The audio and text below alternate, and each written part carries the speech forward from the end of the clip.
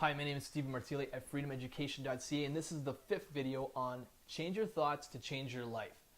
So how to find your inspiration. And I'm just going to review the first 4 steps. So the very first step was that you've got to be 100% responsible for everything that you create. Absolutely everything. The good, the bad, everything. The second step was that your feelings act as feedback to tell you what you've been thinking. The third step was that everything's a vibration and everything's an energy. And you're energy and you're a vibration. And the way to tell what your vibration is based on how you feel. And in the 4th video, I talked about planting new seeds to create a new life. So basically the repetition of thought over and over and over again, because that's how belief is created. And in this video, I want to talk to you about how to find your inspiration.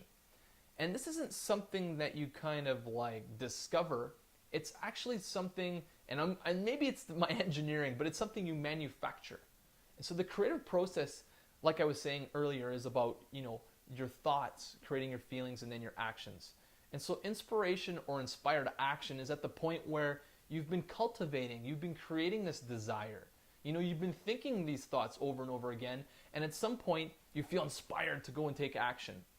And some people don't get in that place of being inspired because they actually aren't cultivating the first 2 steps.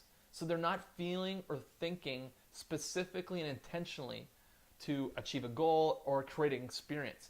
And if you're not doing that intentionally, then you're incompetently competent. So you're actually, you could be very successful, but you're just unaware that how you're doing it. The problem is that, if you've been successful for like say 5 years and all of a sudden your company or whatever your business is doing completely bombs, you might not know how to get back. You're like, well, how do I get back to that being like, a 10 out of 10 and being on fire? How do I get back to that? Well, that's why I spend so much time talking about your thoughts leading your feelings, because when you can cultivate those thoughts over and over and over again, remember the repetition is really important, you start to create a desire. And the desire is what sets you on fire. So what I'm really saying here is that how to find your inspiration, to find it it's not something that you find, it's actually something that you create. Because, I wasn't always passionate about writing and blogging and business. I didn't even know what a business was. When I was working as an employee, I knew it was a business, but I didn't really know what a business was. And I'm very passionate about businesses. Why? Well, it's because I've been spent that time over the last 3 years really cultivating that thought and that feeling of what it is and what business represents to me. And the more I started to do that, the more I started to feel the desire and the more inspired action I started to take. And, just a really short example is that a friend and I started a new company. It's called Blogging for Coaches. And it's only been up for about 6 weeks, and it's going to turn a profit next month. And the thing is about this company is that, we were going with inspired action. Everything that we've ever done with this company was completely inspired.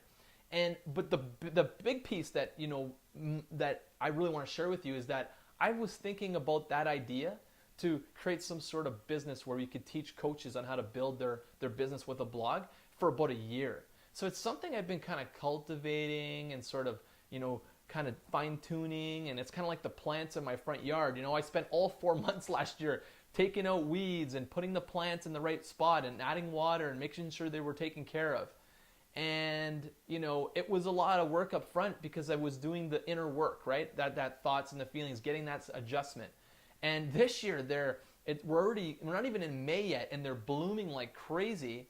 And there's no weeds. There's like maybe very few weeds, and there's not a lot of work to do because they're just the plants are growing on their own. And that's sort of what the Blogging for Coaches, it kind of just started to manifest, and we seem to be doing the right things at the right time. And we take action when we feel inspired, but you got to do the inner work. It starts there. So I hope you enjoyed this video. I had just a lot of fun doing it. My name's Stephen Martile at freedomeducation.ca. Again, thanks for watching, and we'll talk to you soon.